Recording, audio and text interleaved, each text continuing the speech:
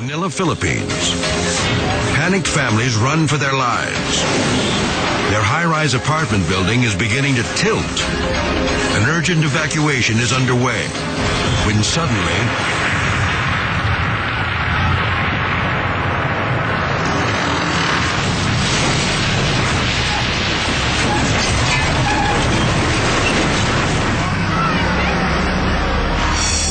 women and children are still running for safety when the foundation gives way. The building rips through power lines, threatening to ignite the entire neighborhood.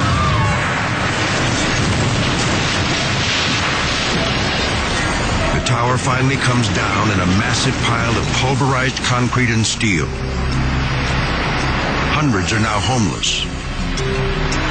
Their possessions gone forever. Yet amazingly, no one is killed or even injured. Shoddy construction is blamed for the disaster.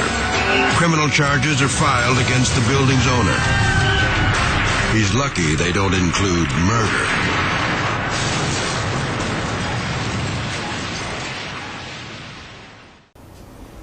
Muito bem, desde o jardim da infância até minha pós-graduação na COP, na Ilha do Fundão do Rio de Janeiro, eu estudei em escolas públicas.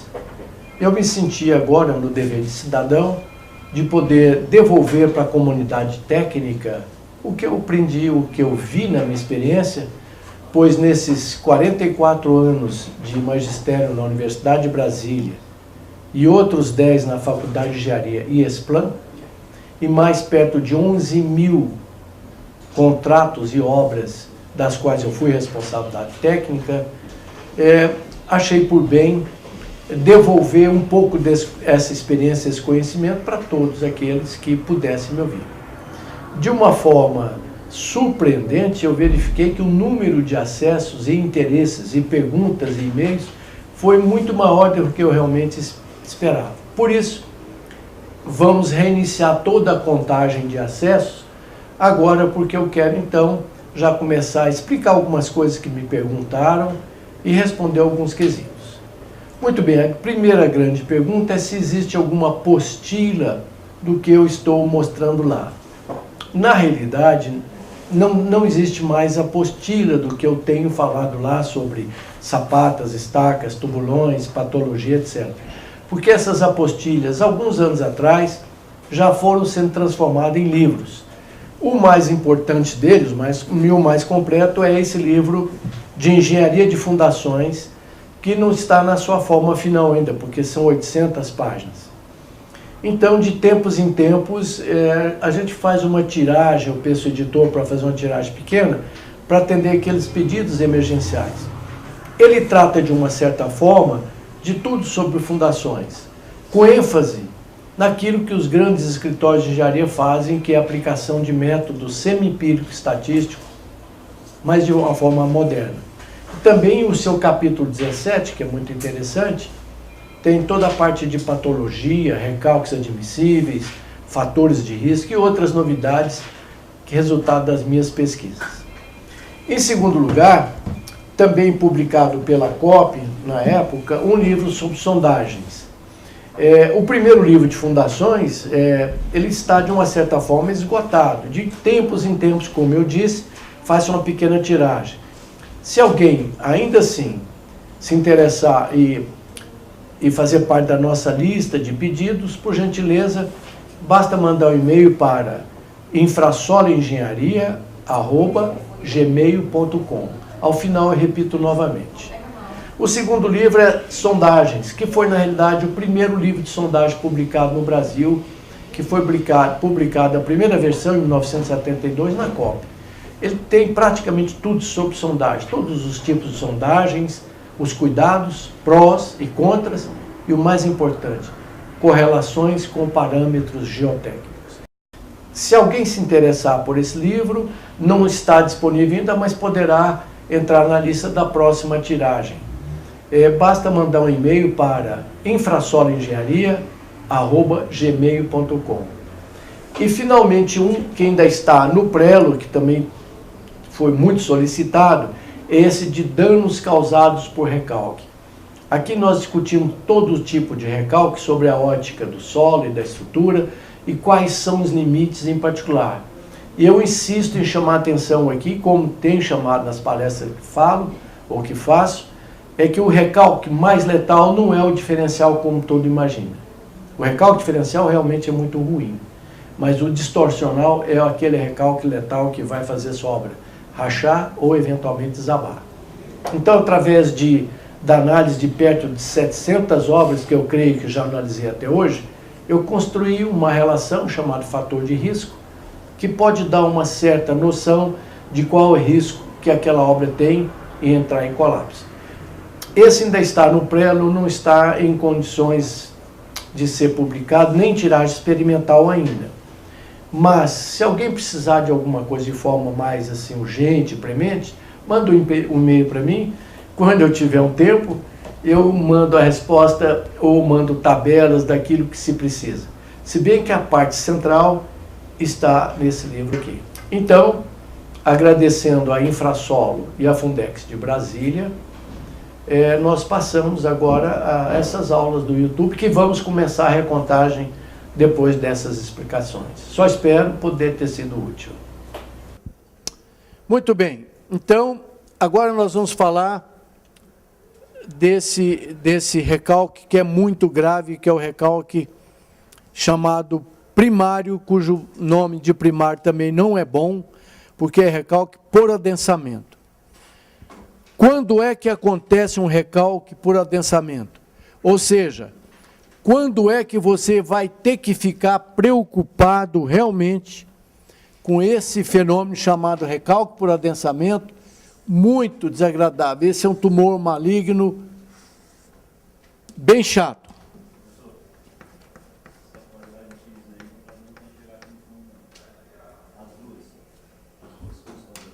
Tá bom. Muito bem. Se você tiver uma camada mole debaixo da sua obra, saturada, você deve se preocupar com esse tal recalque por adensamento. Então, duas condições. Tem que estar saturado para poder perder água e tem que ser de um material mole. Nós consideramos como material mole aquele que na sondagem apresenta um índice NSPT, número de golpes na sondagem padrão, menor ou igual a 10. Vocês já viram isso, mas nós vamos fazer uma revisão.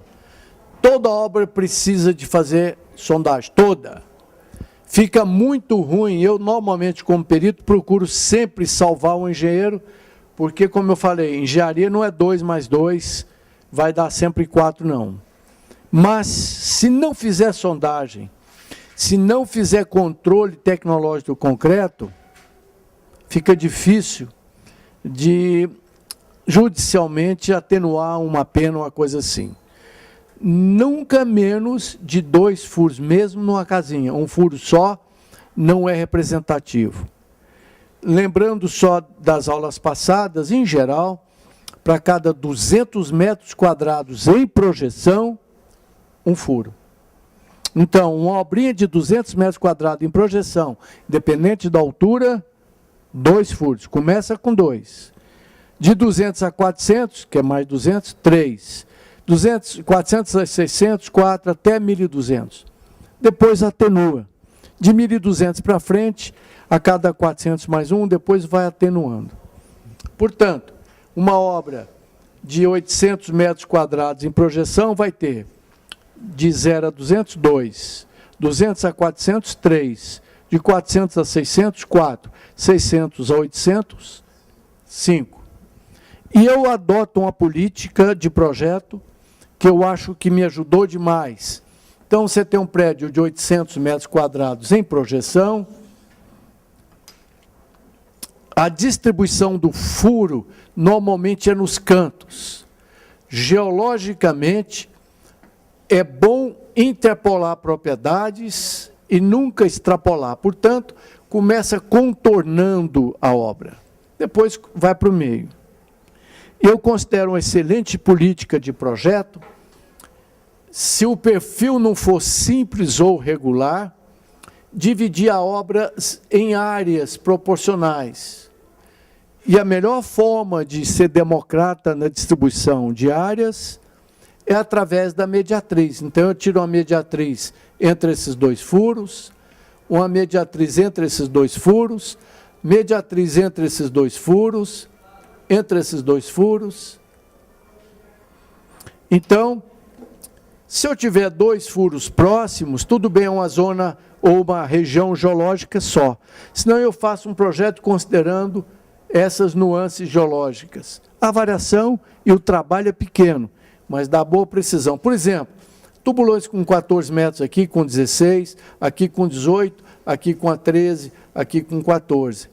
Não quer dizer que aqui nessa linha cai de 14 para 16, vai acompanhando o mesmo solo. Observação profissional número 4. 5.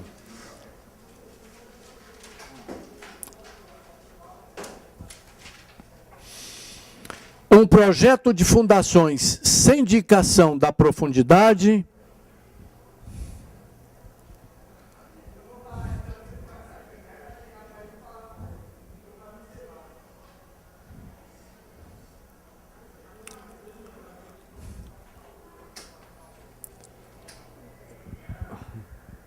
que ninguém me ouça, é um chute, ou seja, é no máximo anteprojeto.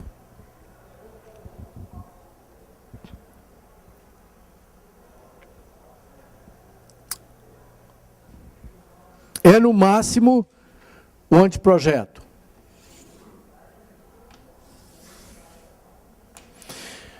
Um projeto de fundações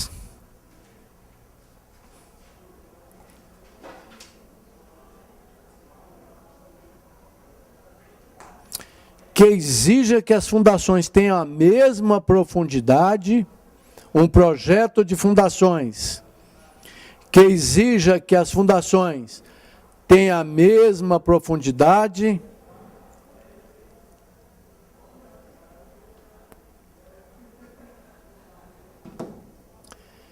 é um projeto burro e perigoso. Projeto que exija que as fundações sejam implantadas na mesma profundidade é um projeto perigosíssimo, porque dificilmente você vai encontrar uma camada de solo resistente horizontal lá embaixo. Porque, continuando, as fundações devem ser implantadas no mesmo terreno e não na mesma profundidade. Portanto, se eu vou ter um prédio aqui, os tubulões, ou as estacas, ou as sapatas,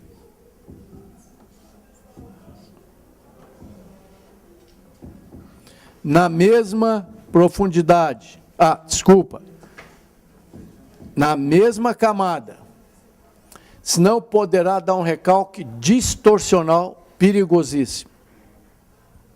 Então, um bom projeto tem que ter profundidade, dizer, olha, você vai encontrar um solo tal. E as fundações acompanham a camada resistente. De uma maneira geral, observação profissional número 6. Título dela, solo resistente. Entre aspas, né? Solo resistente. O que é solo resistente?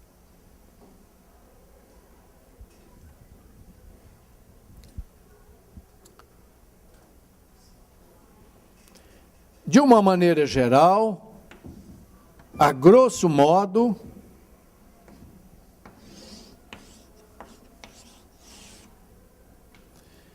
um solo é considerado resistente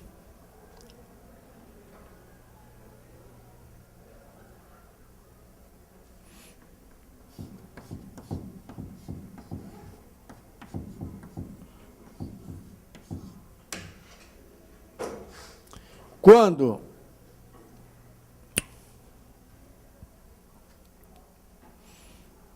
o número de golpes na sondagem SPT, já conhecida de todos, e não se faz obra sem essa sondagem, é maior ou igual a 20. Quer dormir em paz? Implante as suas fundações quando a sondagem indicar 30, 40, 50 golpes, que é o máximo que o SPT consegue medir. Mais de 50 golpes, quebra a ferramenta. É o limite de impenetrabilidade do amostrador, não é do solo. Isso a grosso modo. Existem locais onde se implanta em areia e tal, fundações com 15 golpes. Mas quer um conselho sábio? Implante sua fundação em terreno firme, mais de 20 golpes, 30, 40, 50. Terreno duro. Terreno muito mole, quase lama, 2 golpes. Terreno médio, 10 golpes, ainda assim é suscetível a esse fenômeno, recalque por adensamento. Então, voltamos ao tema principal. Quando é que você vai se preocupar com recalque grave por adensamento? Quando debaixo da sua obra tiver uma camada mole, adensável, saturada ou com água.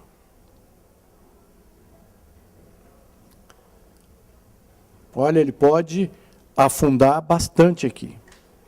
Metros. Um erro considerado no Brasil médio, essa obra começa a rachar com 5, 6 anos. Desaba, se não cuidar, com 14, 20 anos. Um erro grave, às vezes com 3 anos já está precisando de ser demolida. E o erro grave está aqui. Muito bem. Essa saída de água, eu não sei quantos centímetros meu prédio vai afundar, difícil de calcular isso, impossível. Má execução, execução pouco caprichada, uma execução porca, assim por dizer, deixa muita sujeira na estaca, também não é possível calcular. O recalque elástico pode-se aplicar a lei de Hooke, adaptada para o solo, tem uma estimativa, mas ele nunca é assim, um problema grave. Esse recalque, que é um pouco complicado, precisa ser estimado com uma certa precisão. E quem calculou isso, ou mostrou que é possível estimar esse recalque, quantos centímetros vai afundar, decorem. Recalque por adensamento deve-se a um gênio chamado pai da mecânica do solo, chamado Terzaghi, um austríaco que foi radicado nos Estados Unidos depois, na época da Segunda Guerra.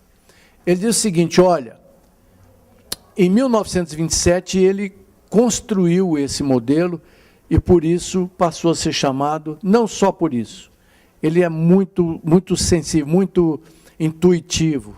Tudo o que ele falou há 50 anos atrás, que a mecânica dos solos é bem nova. A estrutura nasceu com Galileu lá em 1770, por aí. Mecânica dos solos nasceu em 1925. E o Terzaghi morreu em 1967. Então, esse fulano chamado Terzaghi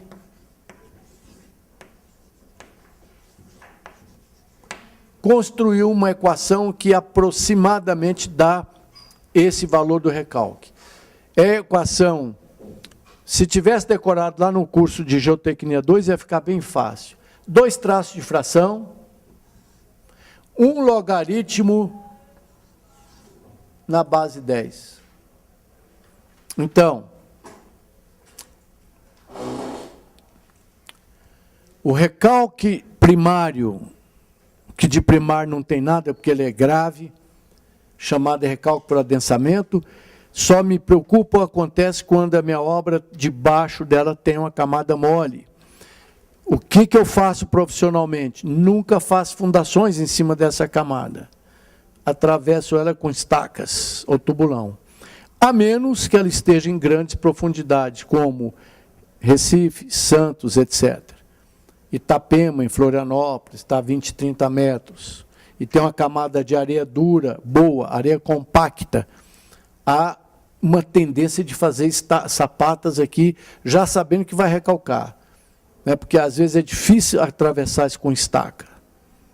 Então há uma pressão para fazer bobagem, fazer fundação rasa aqui. Vai recalcar, porque a camada mole não perdoa, a água sai.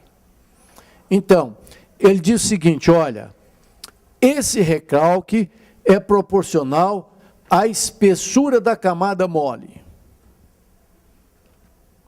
É lógico, o recalque não é a aproximação de uma partícula em relação à outra? É. Se eu tenho 2 bilhões de partículas, vai recalcar 2 centímetros.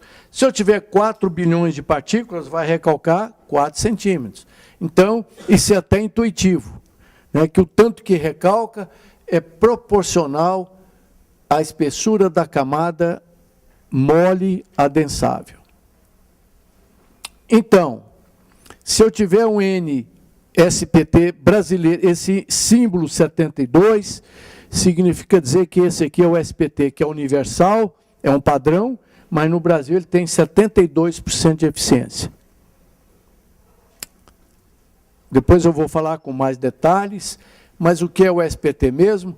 A gente crava um tubo que tem uns 80 centímetros de diâmetro, mas eu cravo só 45, jogo os primeiros 15 fora, considero os 30 últimos centímetros de cravação, padrão. Ali me dá o número de golpes de um pilão que deve cair em queda livre de 75 centímetros de altura e pesa 65 quilos. Só que essa caída de queda livre não é livre, porque tem um cabinho de aço ou uma corda, ele tem que arrastar aquele peso. Então, a energia que ele transmite para o amostrador que está lá embaixo, aqui no Brasil, 72%. Na França, Estados Unidos e Japão, 60%. A nossa sondagem é um pouquinho mais eficiente do que a deles. E etc. Por isso a gente coloca esse símbolo N72, que é a eficiência da sondagem brasileira. Muito bem. Como é que obtém a espessura de uma camada mole? Fazendo o quê? Alguém? Sondagem.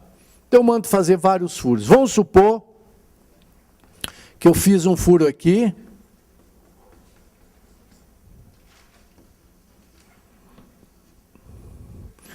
Eu tenho aqui uma espessura H1.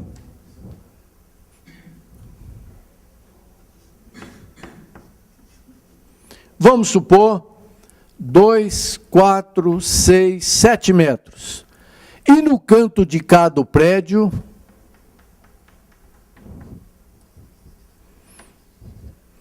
eu vou ter 2, 4, 5 metros.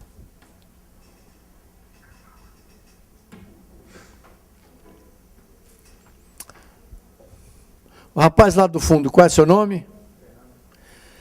Olhando para a equação do Terzaghi, para onde esse prédio vai tombar? Lado direito. Por quê?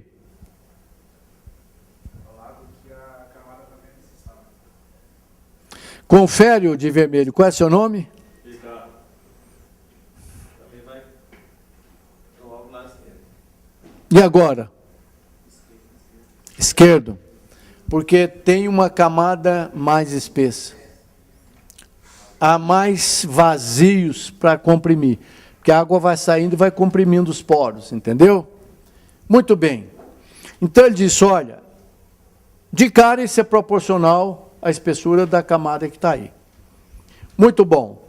Se é diretamente proporcional, de 5 para 7, então aqui vai recalcar 7 dividido por 5, 1,2, 20% a mais. Desculpa, 1,4. 40% a mais. Muito bem. Agora ele diz também, ó, depende de que mais? Alguém pode me dizer? Tipo do solo, o que o tipo do solo vai me falar? No caso aqui não é resistência. Quase que drenagem. Recalque é deformação, deslocamento. Quanto é que ele é deformável, ou seja, compressível? Quando o solo é seco, que eu faço o ensaio, mesmo que não seja seco, mas faço daquele jeitinho lá, deixando a água sair ou não, segurando a água, é o modo de elasticidade. Se eu for comprimir devagarzinho no laboratório para essa água sair, é índice de compressão. É primo primeiro do modo de elasticidade. Então, depende do quanto o solo é compressível. Solo com índice de compressão maior do que 1 não é nada amigável. Bom é um solo que tem índice de compressão 0,8, 0,7. Comprime pouco. Então, vamos decorando a fórmula. 2 traços de fração, um logaritmo na base 10. Espessura comanda. Quanto o solo é compressível? Primo do modo de elasticidade. Só que aqui eu ensaio deixando a água sair para simular o que vai acontecer 20 anos na obra. É lento esse ensaio. Esse ensaio leva 1 semana, que eu vou comprimindo devagar para a água sair. Então, esse ensaio, que a água sai, chama-se ensaio drenado, porque eu deixo a água sair. E aqui embaixo tem 1 mais o índice de vazios inicial, ou é 0. Antes da obra existir, tinha um índice de vazios.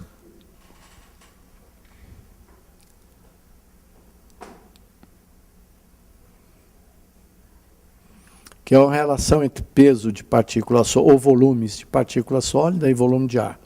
Quanto de vazio ela tem. Isso, na realidade, é porosidade, mas é próximo. Então, antes de fazer a obra, ele tinha um índice de vazio determinado no ensaio de adensamento. Parece aquele ensaio de tensão-deformação, só que é aquele que vocês já viram, ensaio de adensamento. Eu faço uma amostra baixinha para não demorar, e aplico pressão, deixo a água sair, ele vai afundando, vou traçando, vou calculando a deformação dele. Então, índice de compressão e índice de vazios inicial. Agora vem uma outra coisa.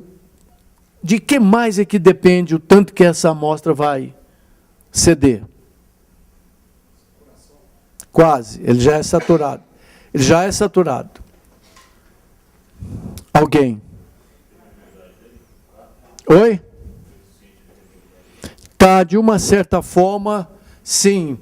Mas isso vai depender do tempo que vai levar, sabe? Para chegar num recalque de 30 centímetros. Quase. O que mais? O que faz isso afundar ou não? Porosidade está ali no índice de vazios. Coesão é resistência. Carregamento. Se eu apertar mais, recalca mais. Então, aqui vem a pressão chamada tensão geostática ou pressão inicial, antes da obra, sigma 0. Tensão geostática ou pressão inicial, sigma I, antes de fazer a obra.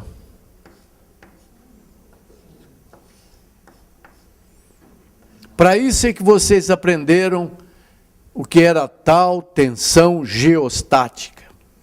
É a sobrecarga do próprio solo, é o peso que o próprio solo está sobre essa camada mole.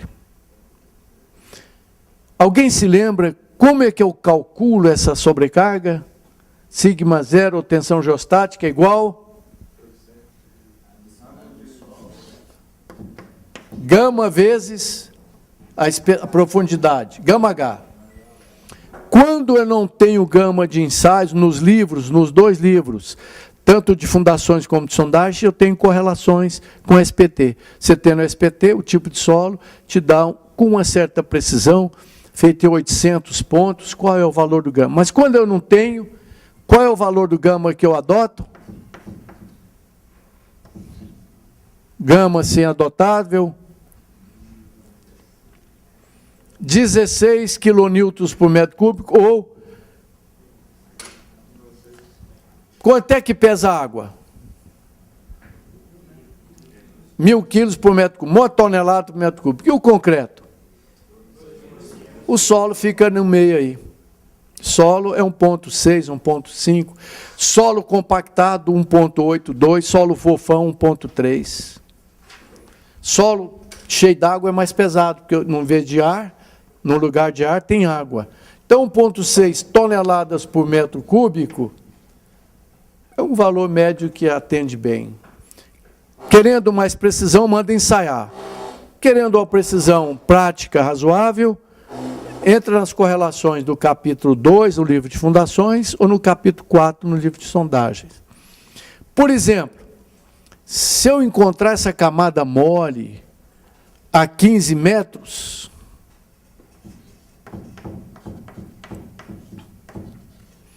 a tensão geostática que entra nessa fórmula vale 15 vezes 16, alguém na máquina, por favor, deve dar 27, 24.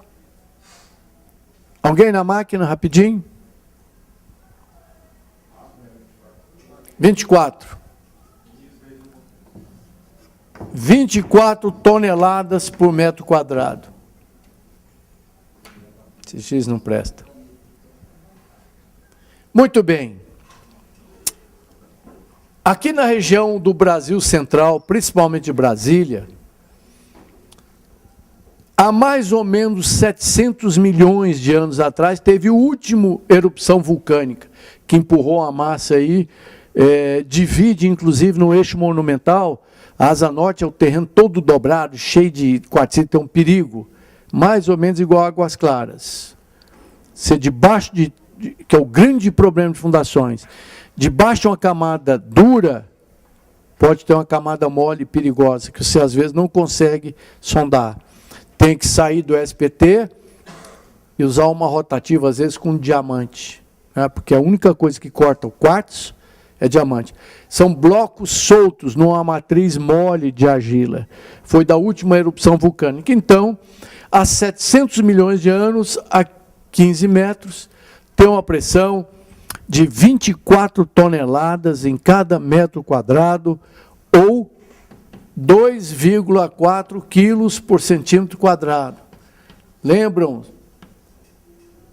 Quilo por centímetro quadrado é 10 vezes maior do que tonelada por metro quadrado. Então, 24 toneladas por metro quadrado é 2 quilos, 2,4 quilos por centímetro quadrado.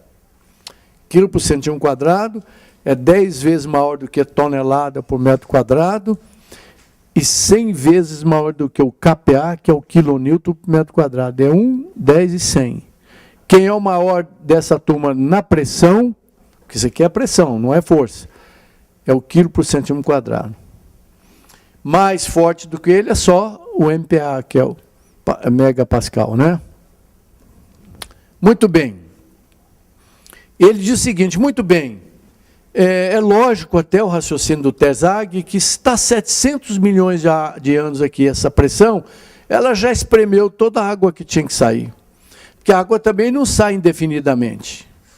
Você dá uma apertada, ela sai e para, porque ela tem que andar entre poros e tal, tem uma certa pressão. Me empresta aqui essa garrafinha de água. Você tem aqui, por exemplo, um solo saturado. Põe uma pasta de solo com água aqui. Faz um furinho de agulha. Há 700 milhões de anos atrás, houve um movimento tectônico na região. Então, ele apertou aqui, espremeu a água, aumentou a pressão na água, chamada poropressão ou pressão neutra. Aumentou a pressão, nada nesse mundo anda de graça. Então, alguém tem que empurrar, é a pressão. O último movimento, pressionou e começa a espiar. E para. Porque chega num ponto que, para continuar empurrando, precisava de mais pressão, porque ela tem atrito entre as partículas e tal. Né? É a tal permeabilidade. Se o furinho for fino, demora, mas para. Aí, depois de 700 milhões de anos, vem um tal de Dicran, faz um prédio. Aperta um pouquinho. Aí começa a recalcar de novo e para. Só que, às vezes, quando para, já caiu o prédio de cima, né? Porque recalca muito. Entenderam?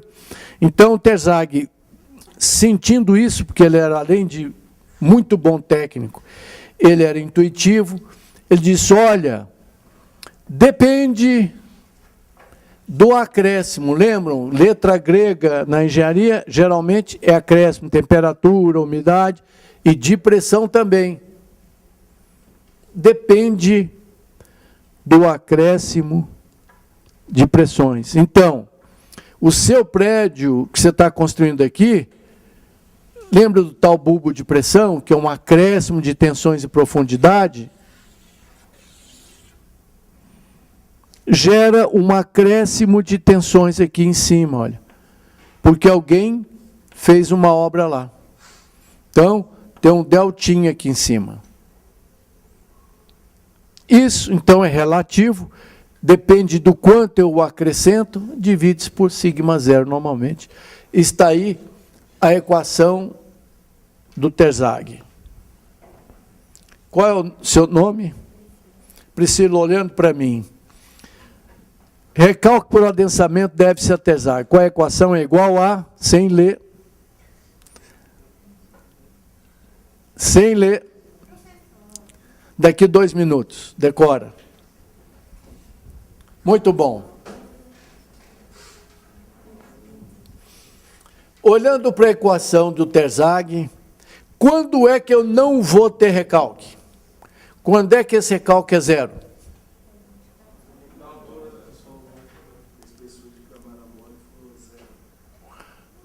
Não é o caso. Vamos supor que tivesse camada mole. Mas quando é que é? Quando o delta não tiver obra, porque isso aqui é obra.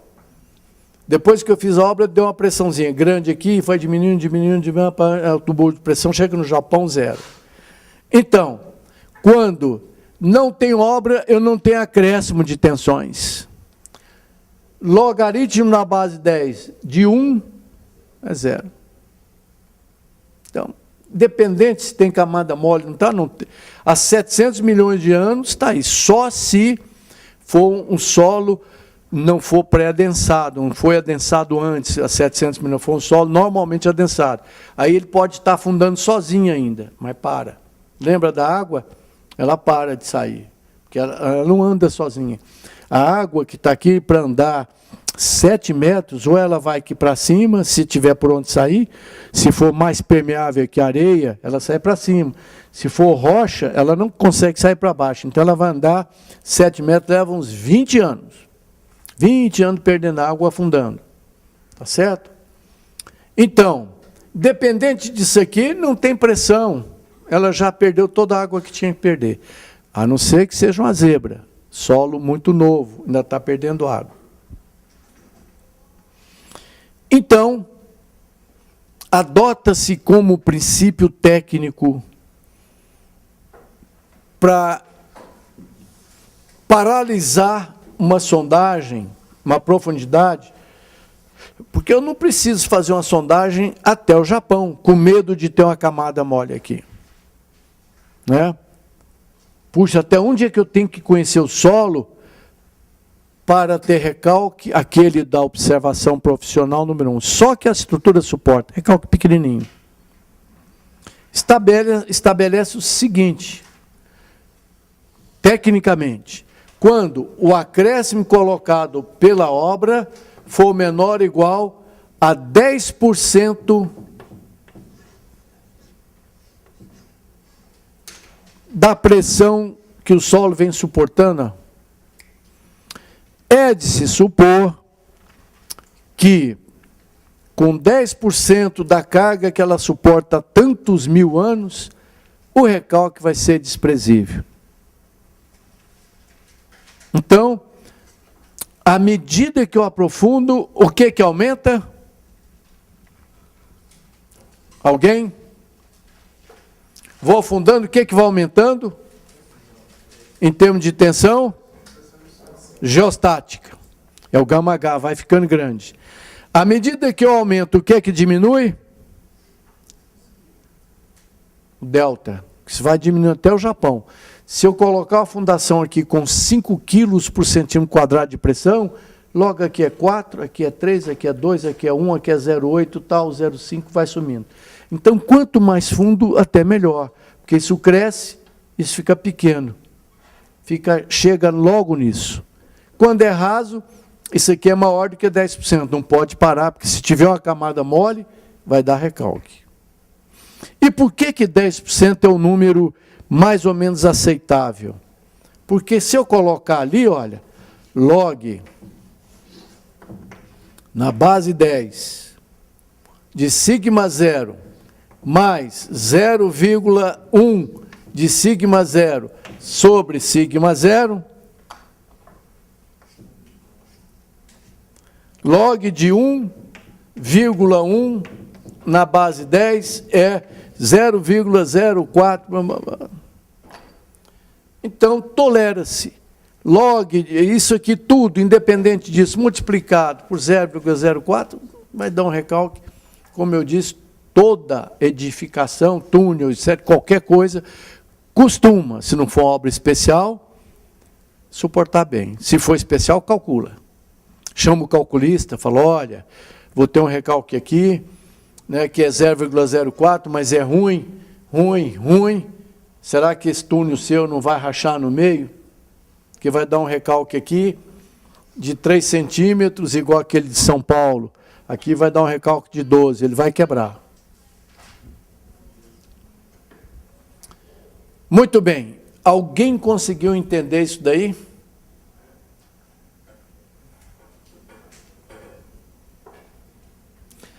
Mais meio ponto na próxima prova, menos o Afonso, porque ele já ganhou o meio dele. Por que aqui eu vou fazer uma sondagem, vai afundando. Quanto mais eu afundo, maior o sigma 0, menor o delta. Por que esse limite de 0,10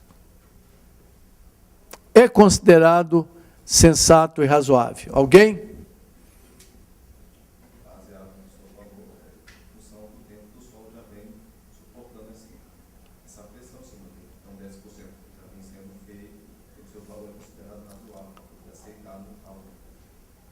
Agora, matematicamente, eu estou fazendo laudo pericial, eu tenho que provar para o juiz. Eu sou assistente de perito de juiz. Matematicamente, por que esse 0,1, como você bem falou, não dá problema? Você passou a vida inteira carregando 10 sacos de cimento. Botar mais um, você costuma não morrer por causa disso. Mas por quê? Espera aí, doutor, prova.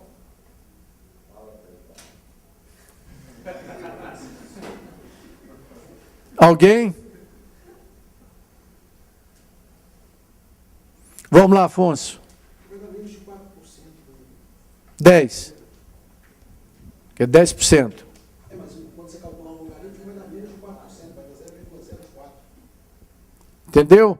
Porque quando você botar aqui 0,1, simplifica, dá logaritmo na base 10 de 1,1. Que é 0,0, não sei o que lá, não dá problema. A menos que tenha muito solo ruim demais ou obra complicada. Essas obras do Niemeyer, você tem que calcular tudo, porque não é obra simples. Doutora, olhando para mim, questão de prova, é lógico.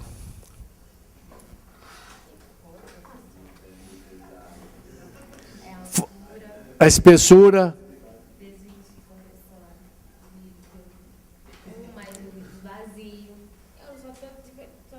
Tá, só tá, tudo bem. Peso log na base 10. Mais a tensão do solo, desde a tensão do solo. Mais... Que tensão é essa? Como é que ela chama? Tensão zero. Qual é o nome dela?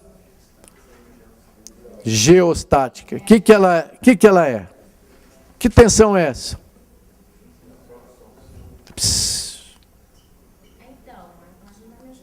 Por que ela existe? Por que ela aparece? É o peso próprio do solo, é sobrecarga, é o peso do solo. Aquela camadinha fraca lá está aguentando o solo e o prédio, que às vezes é maior do que o prédio. Entendeu? Muito bem. Mais 2 minutos. Não, professor, Tá bom, 3. Muito bom. Então, a gente tem esse tal recalque que é possível estimar pela fórmula do Terzagh. E é uma fórmula simples, tem 2 traços de fração e um logaritmo. Bastante simples, né? Para saber desse índice e esse daqui, eu tenho que ir lá na camada mole, tirar 3 amostrinhas. Normalmente eu tiro uma deformada aqui em cima, não pode ser amostra em saco, ela tem que ser inteirinha, deformada, que já é um problema. Aí eu faço 3 ensaios, acho 3 valores do índice de compressão, do índice de vazio, e faço uma média e trabalho aqui. Ah, sim. Isso possivelmente você viu em Geotecnia 2, mas é uma tabela simplíssima. Entrando com a profundidade e a distância do ponto, ele vai te dando essa formulação. É muito simples. Essa é a mais simples dessa, e é uma das poucas utilizações da teoria da elasticidade que funciona bem. Porque só lembram, elástico, é e não é só um pouquinho ali, 10% da tensão de altura elástico, depois não funciona, mas aqui quebra bem um galho. Qualquer tabelinha tem. Não é qualquer livro tem. Pois não. No caso de obra sobre aterro, eu vou considerar o peso do aterro como delta? Tudo. Como o peso do aterro. Normalmente, se o aterro for novo, ele entra como se fosse obra, ΔT, e não como esse daqui. Porque a tensão geostática é a que está comprimida há muito tempo. Quando você coloca um aterro, o solo sente, quer dizer, o solo não sabe que você está fazendo um prédio, ele só sabe que você tem um acréscimo aqui. Então, é aterro, caminhão, parará, sei lá o quê, é o delta. Alguma outra dúvida? Muito bem. Pior do que esse ainda, mas antes, vou falar num que quase não acontece no Brasil. Depois de tudo isso, tem um tal de recalque secundário.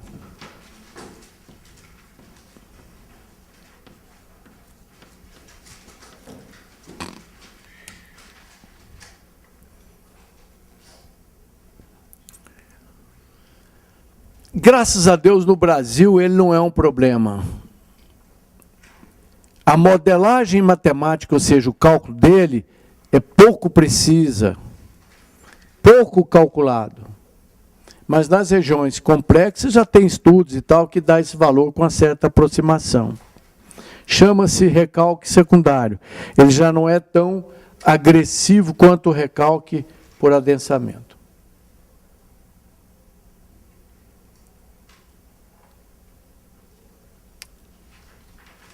Muito bem.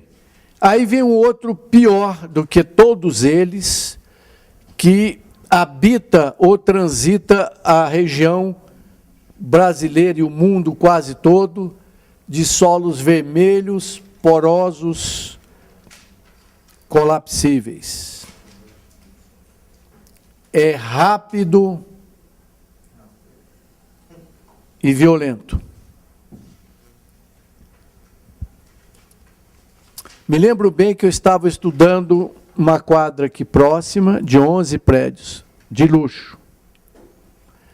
Eu fiz uma estimativa do tempo que é possível fazer, não através dessa curva, mas uma outra curva diferente dessa, porque isso aqui me diz o seguinte, olha, é o recalque total, ou seja, ele vai parar com esse recalque que está calculado aqui, por exemplo, 15 centímetros. Agora, quanto tempo ele vai levar, é possível estimar a porcentagem de recalque, a gente faz uma curvinha. Interessante que as previsões que eu fazia lá, me diziam, olha, você tem aí mais ou menos 1 ano para reforçar, até que o recalque diferencial não seja suficiente para danificar o prédio. Impressionante, com 2, 3 meses depois o prédio já estava rachando. Não esperava os tais 1 ano previsto. Por quê? Porque esse solo colapsível, quando satura, ele perde muita resistência. E se por acaso tiver vazamento de rede de esgoto, nós não sabíamos bem naquela época, isso fazem 20 anos, se bem que o último reforcei o ano passado, Quando o pH da água servida, de sabão, etc., que vem aqui no esgoto, ele dissolve mais ainda a estrutura do solo e ele vem para baixo. Então, existe um recalque por colapso, que é possível estimar também o valor. Eu tiro uma amostrinha, faço o mesmo ensaio de adensamento. Só que dessa vez eu faço ele seco. Depois encho d'água, saturo. E vejo quanto é que ele abate por efeito de colapso. Então, pode-se observar através dessa curva típica, que ele é mais vertical, ou seja, afunda muito mais rápido com o tempo do que os outros. Esses solos, vermelhos ou amarelos, que cobrem boa parte do Brasil, chamam-se solos colapsíveis, cujo índice de colapso é obtido fazendo um ensaio, molhando, primeiro seco, depois molhando cada amostra. Eu sei quanto é que ele vai perder. Agora eu queria perguntar uma coisa. Por que que esses solos brasileiros são roxos ou vermelhinhos? Por que que o nosso solo é roxo ou vermelho?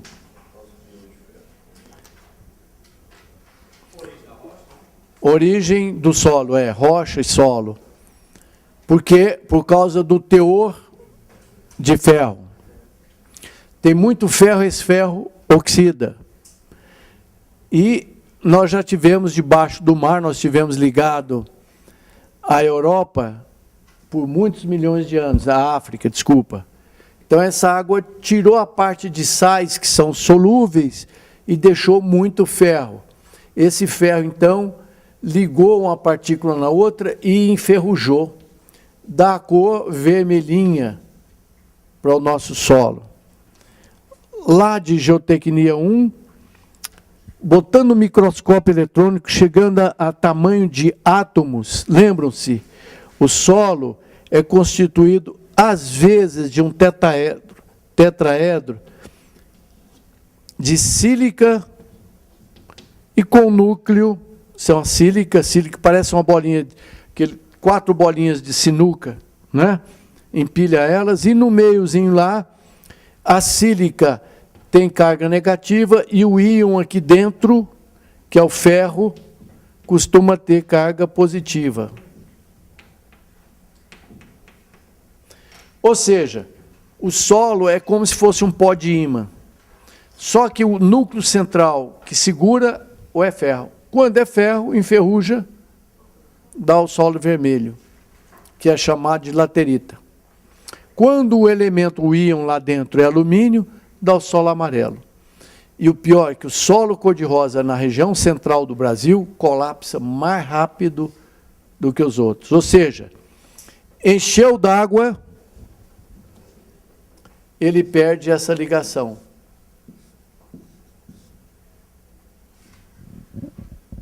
Ele destrói a ligação. E mais, perde a sucção, que é uma força muito grande. Na próxima aula eu vou trazer 2 vidrinhos para você sentir que a sucção, quando eu tenho um solo que tinha água e ele seca, que fica com um pouquinho de água, dá uma força enorme de atração entre as peças. Chama-se sucção.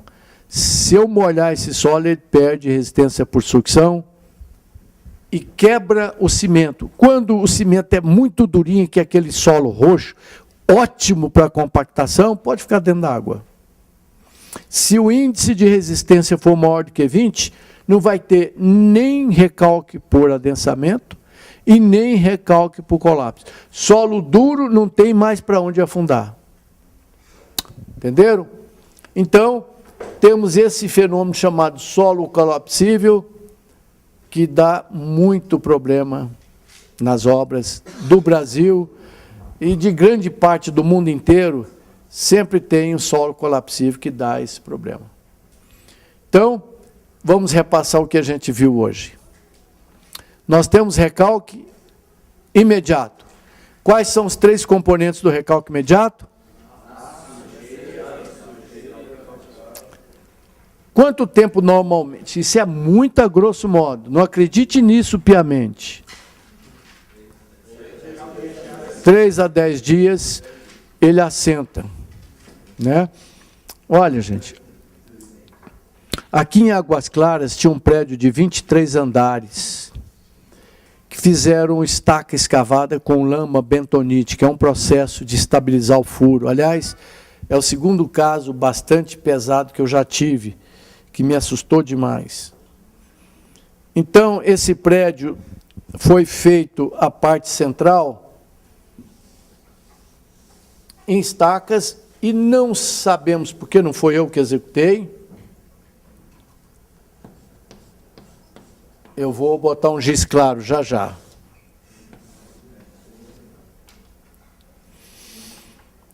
Esses estacões com lama bentonítica tinha deixado 50 centímetros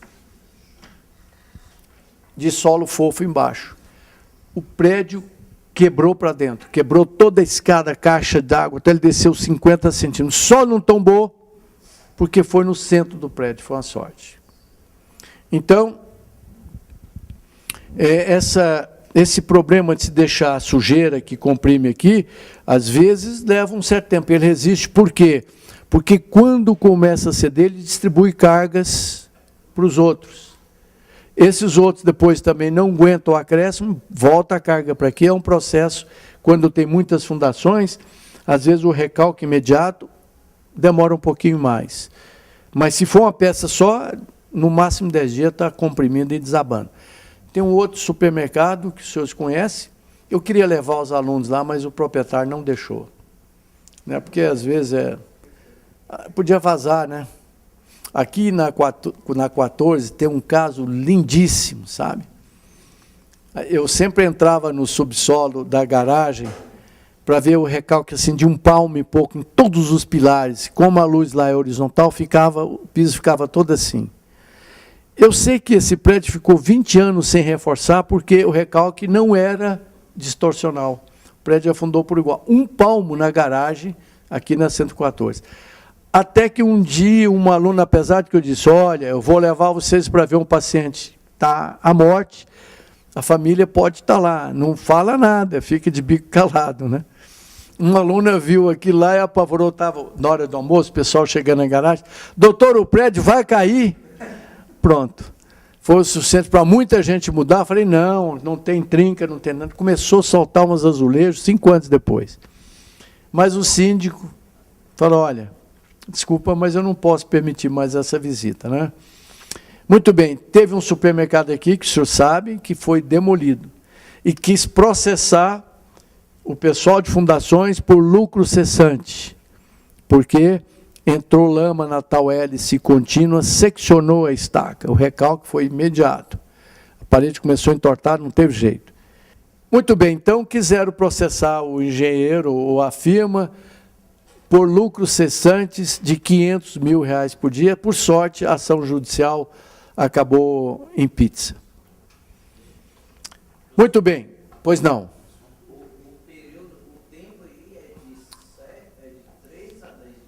Em geral, quando é por recalque imediato, por sujeira e tal, em 10 dias no máximo comprime, porque o solo não é tão duro, então ele vai comprimindo, a obra vai rachando até romper.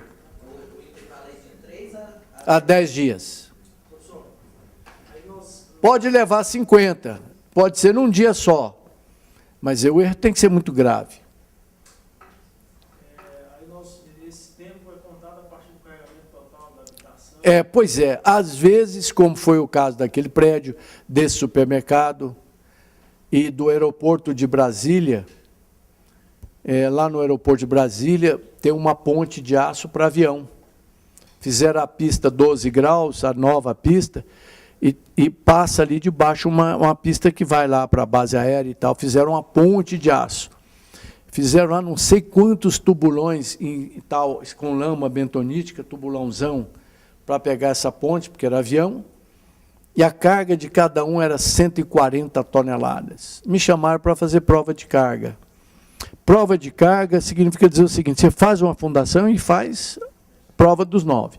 Se ela está para suportar 140 toneladas, ela só pode romper com o dobro ou o triplo. Então, eu levei macacos hidráulicos para 500 toneladas. Com 35 toneladas, o meu engenheiro me telefonou, professor, o equipamento está maluco, tem um erro aqui, ele não para de descer, o equipamento está girando. Aí eu fui lá, falei, examinei, tudo estava tudo legal. Rompeu com 35 toneladas. O que a construtora fez, com muito, quer dizer, ela foi muito correta, fez o dobro de estacas.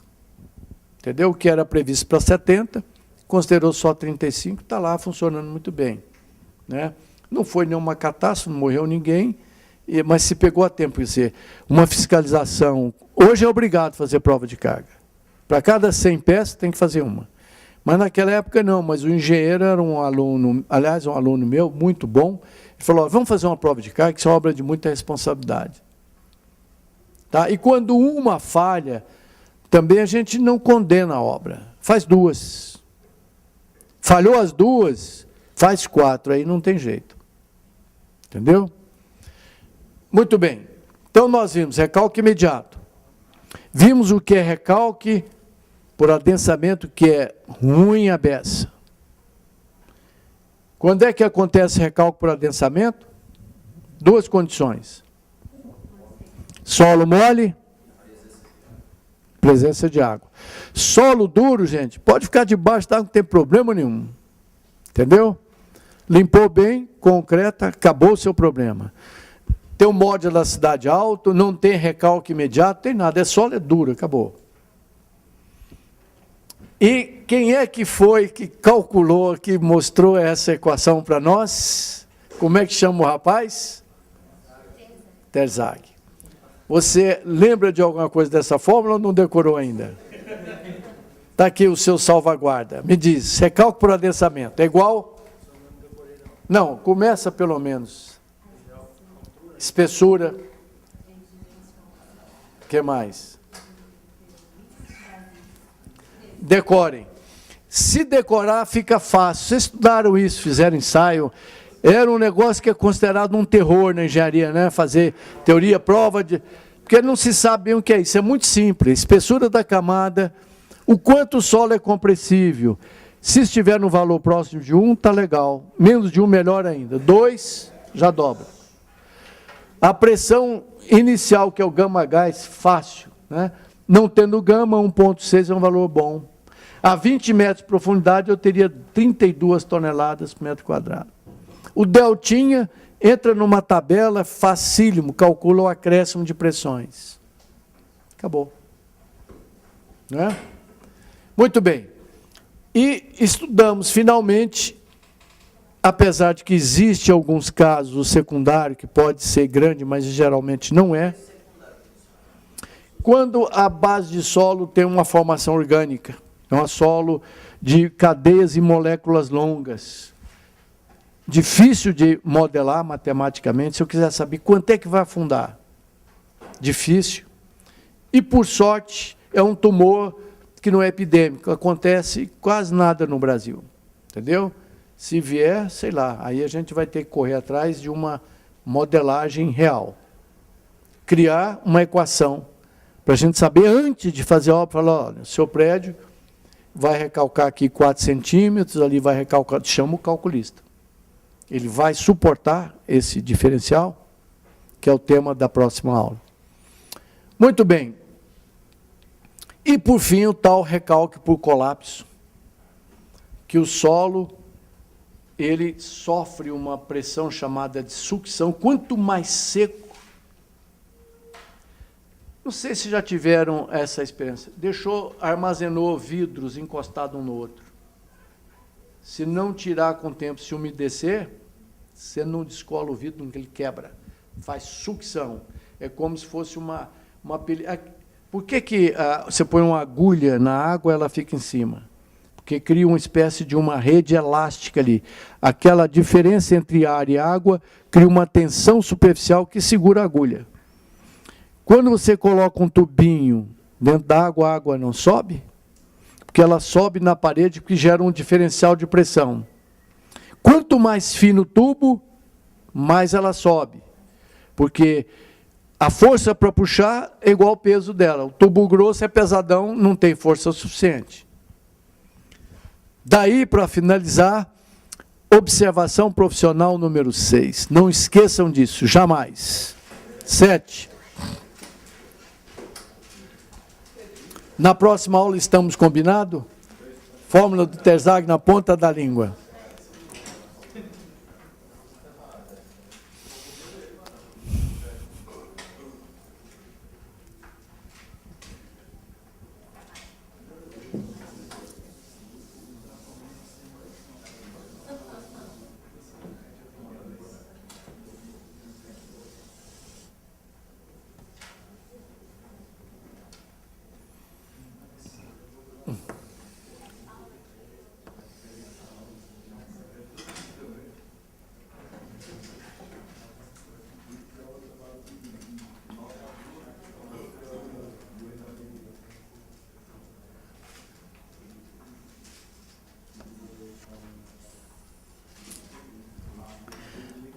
Não precisa anotar isso. Num vidro limpo e liso, a água sobe fazendo um menisco por questões de pressão. Esse menisco tem uma força de ascensão assim, que na realidade gera duas componentes, uma horizontal e uma vertical. A horizontal tende a fechar o tubo e a vertical puxa a água. Enquanto o peso dessa água for menor do que essa tensão de capilaridade, a água vai subindo. Portanto, em solos de poros pequenos, a água sobe 2, 3 metros, 4.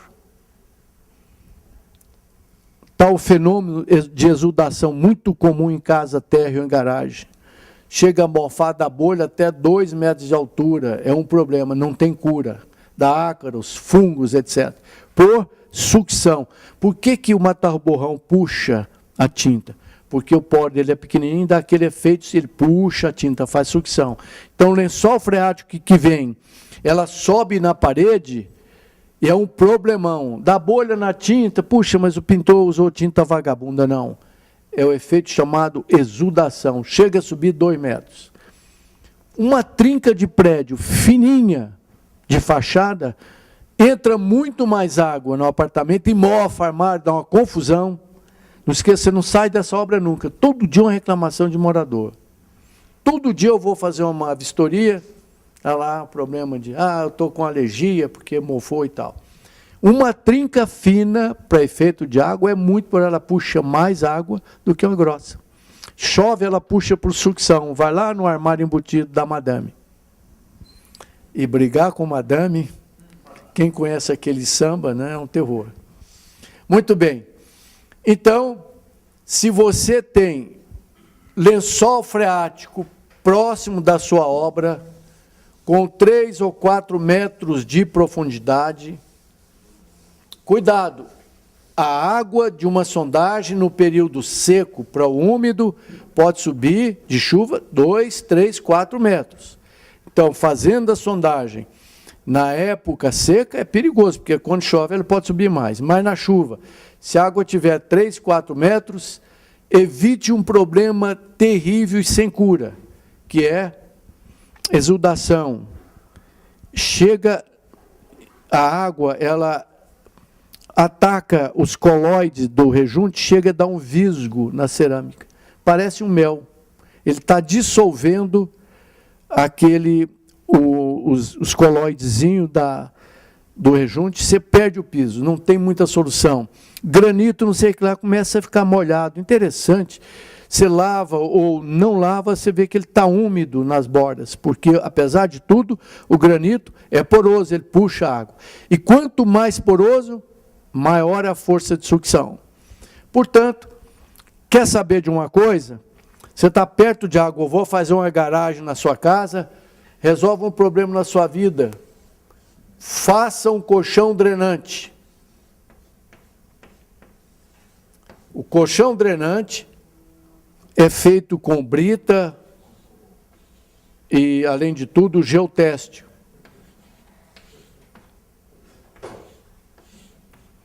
Como é que deve se fazer o colchão drenante? Faz uma compactação no terreno.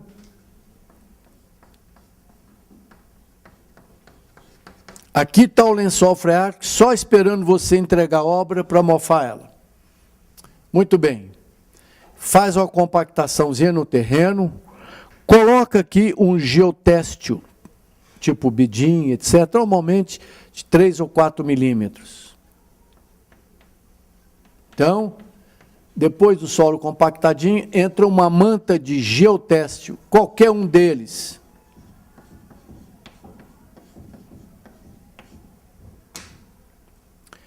Se alguém te disser, porque o geotéstio é uma manta não trançada, ela repele a água por questões eletrostáticas, entendeu? Desculpa, a água passa. As partículas de argila fininha não passam por ele. Vai passar sim, vai entupir um dia, mas ele retarda o entupimento. Entendeu? Ele ajuda a drenar e retarda o entupimento. Então, uma manta de geotéstio. Aqui em cima, uma camada de brita de 10 a 15 centímetros. Por que brita? Alguém? E se tiver poros grandes, o que acontece? Não sobe. Então, ela não vai dar problema nem na parede e nem no piso. Tem casos, já tentei bombear para rebaixar o lençol em casas de piso de mármore, de Carrara, etc., trocar o papel de parede, não sei, da Grécia, umas 10 vezes, bombeamos para rebaixar o lençol freático, injetamos silicone, não teve jeito. Foi preciso quebrar todo o piso da senhora lá, mármore e tal, para refazer tudo. Não teve saída. Alguns casos, às vezes, dá. Por exemplo, não é certo e nunca garanta. Se está subindo água por aqui, faz um furinho a cada 10 centímetros com a broca de vidia de 30 ou de 20, injeta silicone, não à base da água, o silicone é à base de solvente líquido, que o silicone é hidrorrepelente. Então, se a água vem, ele segura. Mas não tem solução definitiva. Não me esqueça na próxima aula que eu vou falar em como consertar a trinca. Aquele negócio de grampar a trinca também não funciona, tá? Também não prometa que vai resolver, não. Tem que ser 2 telas. Próxima aula eu falo nisso. Mas vamos lá. Então, colchão drenante de brita, um plástico de 400 micro aqui em cima, porque você vai concretar para não entupir o dreno. Normalmente 400 ou 600, aquele pretinho mais grosso para não rasgar. E aqui, se possível, canaletas, fazendo debaixo de sua obra a famosa costela de peixe. Se não tem para onde sair, bombeia com bomba, com relé automático. Então ela cai aqui também com brita, também envelopado com geotéstio. Não precisa misturar areia, porque o geoteste já faz esse trabalho. Porque normalmente a gente colocaria uma barreira de areia para segurar partículas finas que estão subindo com a água. Ela vai em top, aí acabou o dreno. Então, se a sua obra, se o perfil do terreno indica uma queda para cá, ou se o seu vizinho é mais alto que vai trazer água para a sua residência, faça um sistema de coleta em costela de peixe, trazendo toda a água para fora.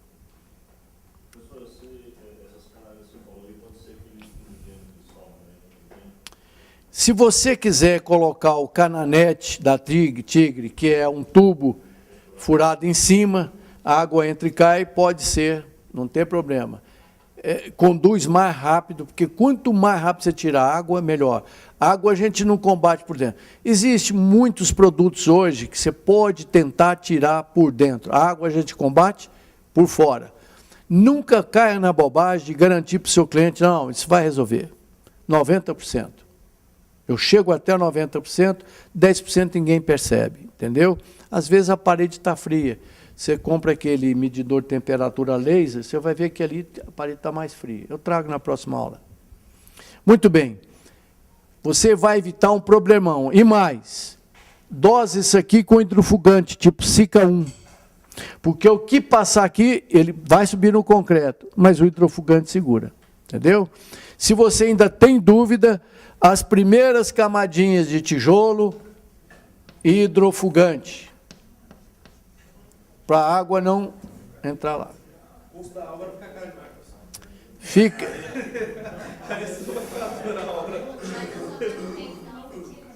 Olha, o que isso traz de aborrecimento. Grandes empresas, não, esse conhecimento é profissional.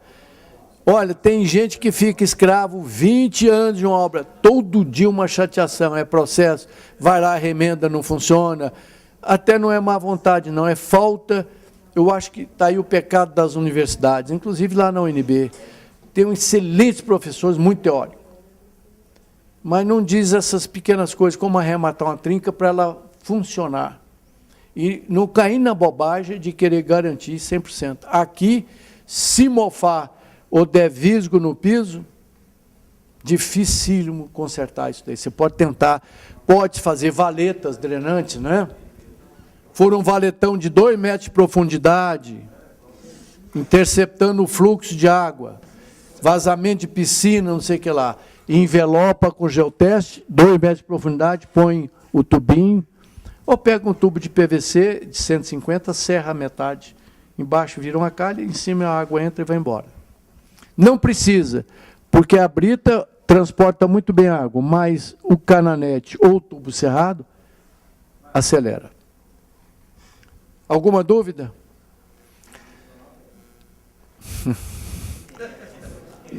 Eu disse, não prometa que vai resolver 100%, tá bom?